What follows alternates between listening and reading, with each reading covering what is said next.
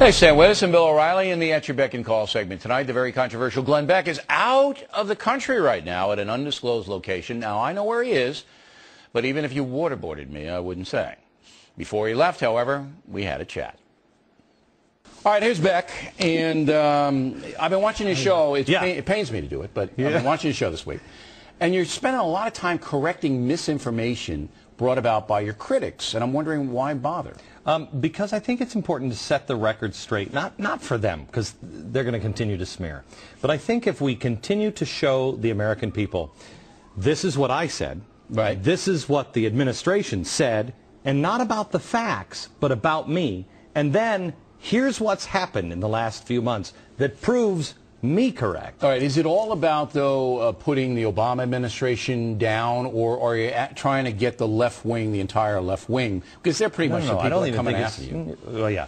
Don't count the Republicans out either. Lindsey Graham doesn't like me too much. The progressive movement is really what I'm targeting. It's okay. So you're targeting anti-constitution. The Media Matters people, these people. Okay. The progressive movement. Now, I did that. I don't know whether you know this, before you came to Fox. I did that for a number of years. And, you know, I stopped doing it because we became so successful, and you're in that category as well.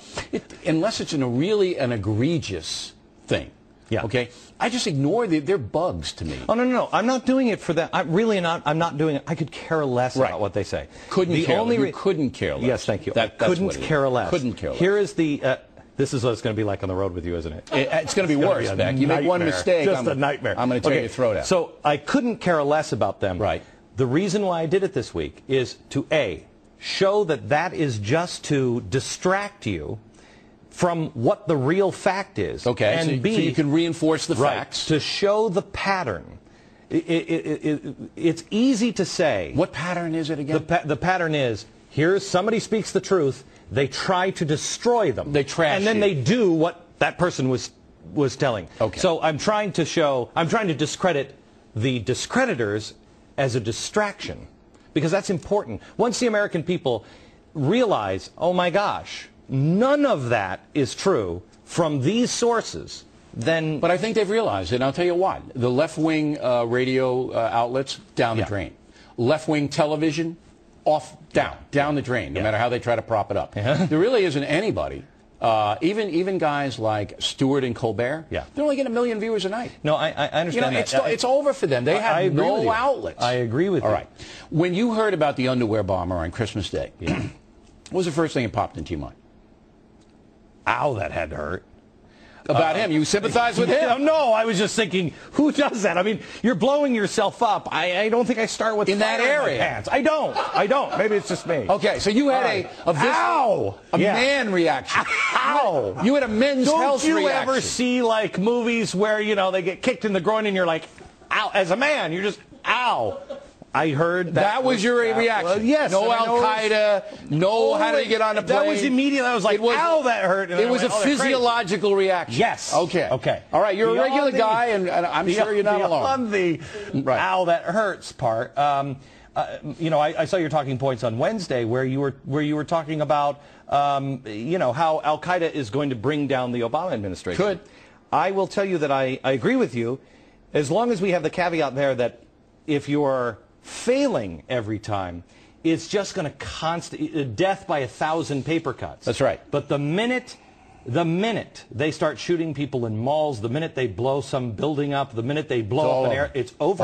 It's over. All over. No more rights. You know, it's going to be. All right. Let's hope it doesn't happen. Let's hope it doesn't happen. Let's pray that it doesn't happen. I was also watching a program when I think it was on radio. I was listening to you on WOR in New York, and you were talking about Katie Couric, who's your new best friend. Is Katie your new best friend? We are like this. Yeah, I could see you in Katie Couric. Yeah. You have so much in common. She's actually very nice. Do you know her? I do. Yeah, I've known her for a long time. Do you think she's nice? I do. Yeah, I think she's very nice. Yeah. And she was. How did you run into Miss Couric? I was on the beach. We were on the beach. On the beach. Okay. And this wasn't like a Burt Lancaster, Deborah Kerr thing. No, it was like all of a sudden this music was piped in and everybody was moving in slow motion. And she went.